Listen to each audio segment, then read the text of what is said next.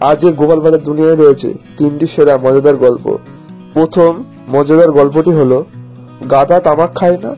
গোপালের তামাক প্রীতি রাজা কৃষ্ণচন্দ্র মোটেই পছন্দ করতেন না। একদিন গোপালকে সঙ্গে নিয়ে পালকিতে কোথাও যাচ্ছেন, দেখেন তামাক খেতে এক গাধা চড়ে বেড়াচ্ছে। সেই গাধা খেতে আগাছা খাচ্ছে ঠিকই, কিন্তু তামাক পাতায় ভুলেও মুখ দিচ্ছে না। সুযোগ পেয়ে রাজা বলেন, দেখেছ হে গোপাল, একটা গাধাও তামাক খায় না। শুনে গোপাল বলে, আজ্ঞে রাজা মশাই, রাজা বলেছেন কেবল গাধারাই তামাক খায় না। গল্পটি কেমন লাগলো অবশ্যই কমেন্ট করে জানাবেন। চলো শুরু করা যাক দ্বিতীয় গল্পটি।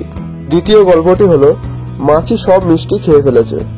মিষ্টির দোকানের পাশ দিয়ে যাওয়ার সময় থরে থরে সাজানো মিষ্টি থেকে গোপালের খুব লোভ হয়েছে, কিন্তু ট্যাকে নেই একটি পয়সাও।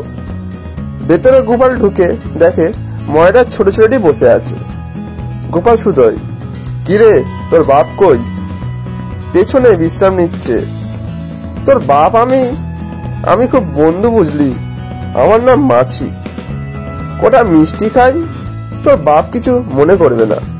বলেই গোপাল টপাটপ মিষ্টি মুখে পুড়তে শুরু করেছে।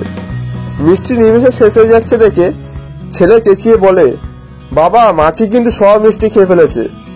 শুনে পেছন থেকে ময়রা বলে, আরে খেতে দে, মাছি আর কটুকু খাবে।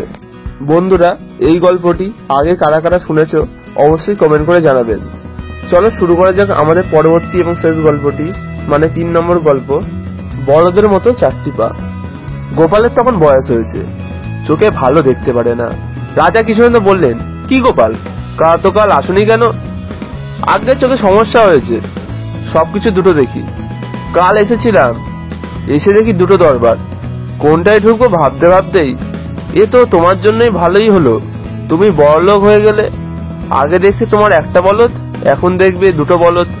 ঠিকই বলেছেন মহারাজ, আগে দেখতাম আপনার দুটো পা, এখন দেখছি 4টা পা, ঠিক আমার বলদের মতোই। বন্ধুরা, গল্পগুলি কেমন লাগলো অবশ্যই কমেন্ট করে জানাবেন। আর এরকম গল্প পেতে আমাদের চ্যানেলটিকে অবশ্যই সাবস্ক্রাইব করে রাখুন। দেখা হচ্ছে পরবর্তী হাসির ভিডিওতে। ততক্ষণ সুস্থ থাকুন, ভালো থাকুন, আমাদের চ্যানেলের পাশে থাকুন।